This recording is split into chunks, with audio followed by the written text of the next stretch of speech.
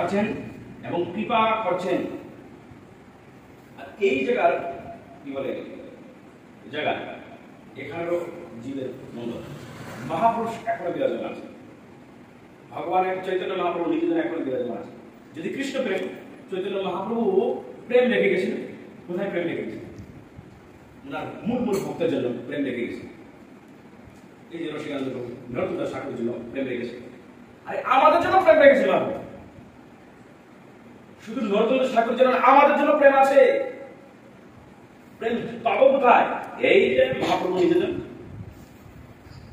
আমরা মনে করি মহাপ্রভু চলে গেছে গোলকেতে, প্রেমও নিয়ে চলে গেছে। না, প্রেম রেখে গেছে আমাদের জন্য। মহাপ্রভু নিজেজন বিরাজমান আছেন, ওনার কাছে প্রেম আছে। আমি অনেক আগে মহারাজকে গুরুদেবকে দর্শন করেছি।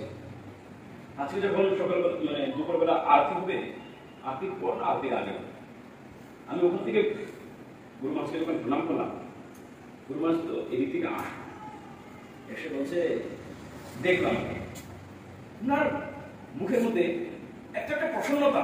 আমি তো পাপি, কিন্তু ওনার মুখের মধ্যে এত প্রসন্নতা, হাসি। আহা, এই হাসিটা দেখে আমি বলে, বাহ, আমি এত পাপি, তারপরেও ভগবান সাক্ষাৎ শ্রীহরি আমার দিকে তাকালো, আমি বাস আনন্দ পেয়ে গেলাম সত্যি। তারপরে আমি যখন ওনার কাছে আসলাম, তখন উনি বলছে, তখন হ্যাঁ গুরু মহারাজ এখন প্রসাদ সত্য গোস্বামী মহারাজজি রামচন্দ্র প্রভুপাদ চলে আসেন। ওনার আসলে যখন যেতাম, এই মাধব মহারাজের মঠ থেকে এসেছেন, যেই কোনো মাধব মহারাজ যেই প্রসাদ প্রসাদ প্রসাদ। আজকে ওই স্বরূপটা আমার এখানে।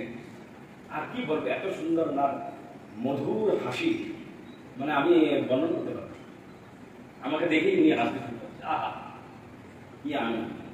তা বলেন, সংসারের জীব যার সাথে আপনার সম্বন্ধ আছে অথবা যার সাথে কোনো সম্বন্ধ নাই, সে আপনাকে দেখে আনন্দিত হবে?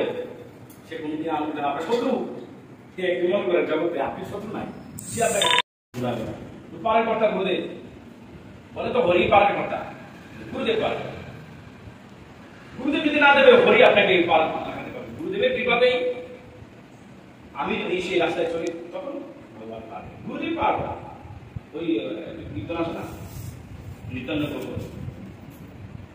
হরিনামে নৌকা খানি না দেখি কাকু আছে।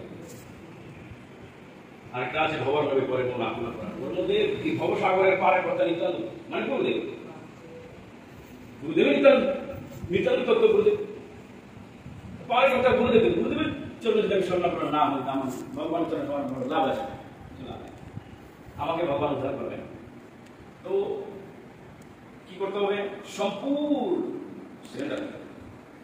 গুরুদেব। আমি হয়েছে এবার অনেক জন্য আমি বহু জন্ম গ্রহণ করেছি, আর পারবো না, আপনারা আমাকে গুরুদেব রক্ষা করুন, আমাকে কৃপা করুন। গুরুদেব তখন যদি কৃপা করেন, ঠিক আছে, তাদের হয় নাই, তারা গুরুদেবের কাছে যান। আর যদি মঙ্গল চান জীবের, যদি আমি আমার নিজের মঙ্গল চাই, আমার মঙ্গল কিভাবে? যারা গৌরীয় জগতে এসে গেছে, গুরু পাদাশ্রয় হয়েছে, গুরুদেবের আদেশ, ভগবানের আদেশ, গুরুদেবের মুখ থেকে যে দিব্য মৃত শ্রবণ করেছে, সেটা নিজে পালন করে জগৎকে বিলাতে হবে। ভিক্ষা করতে যাওয়া হয়, ভিক্ষা শুনলাম। তো যেসব জগতে আসে যে বদ্ধজীব, তাদেরকে ভগবানের কাছে নিয়ে আসতে হবে, প্রসাদ পাওয়াতে হবে, গুরুদেবের মহিমা বলতে হবে, গুরুদেবের কাছে নিয়ে আসুন। তাদেরকে ভক্তি জগতে গুরুদেবের চলে দিলে গুরুদেব ভক্তি জগতে ওই সেবাটা করতে লাগা। প্রতি ঘরে যাইয়া কি বলে মহাপ্রভু বলছে, প্রতি ঘরে গিয়া বলো মা গো ভিক্ষা, বড় কৃষ্ণ,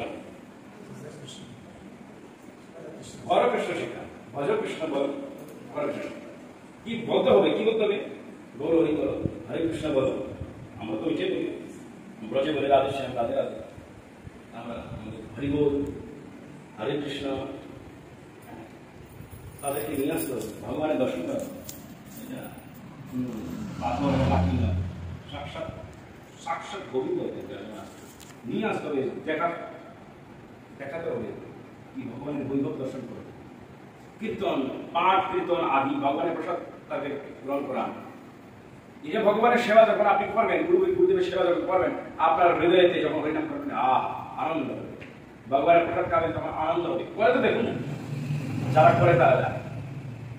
একজনকে যদি আপনি ভগবানের গুরুদেবের চরণে নিয়ে আসতে পারেন, এতে কোটি বলছেন হসপিটাল খোলার ফল। একজনকে যদি নিয়ে আসেন হঠাৎ ভগবান অতি প্রসন্ন হয়। তো আপনাকে বলে এত কিছু দিয়েছেন, কৃপা করেছেন, আপনি নিজে আচরণ করুন। বহি জগতে যারা ভগবানের ভক্ত নয় তাদেরকে আস্তে আস্তে আস্তে আস্তে আস্তে আস্তে করে মঙ্গল পথে নিয়ে আসুন। কারণ তারা বহু জন্ম থেকে এই বিষয় সংসারেতে দুঃখ কষ্ট